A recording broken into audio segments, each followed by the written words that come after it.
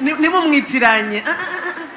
Niba utari ufite na gahunda yo kujya muri konseri utangire ubiteganye ubitegure kuzajya muri konseri. Why?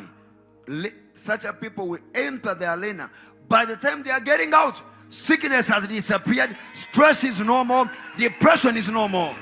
Ndagira ngo ngusabe niba utari ufite na gahunda yo kujyayo uzajyeyo wowe umufasha wawe abana bawe n'umuturanyi wawe nakubwira ngo arabura 2 mushireho nakubwira ngo arabura 3 mushireho kuko uyu munsi bazinjira muri BK Arena bagisohoka uburwayi buzabwamaze kugenda n'agahinda kakabije kazaba kamaze kubavamo. Ubwo nari nicaye hano nibwo umwuka w'Imana yanganirije arambwira ngo musiga amavuta musengere kugira ngo muri iriya concert Imana izakubeshire eshatu. Stretch your hands, all of us. Reka twese turambura ibiganza byacu.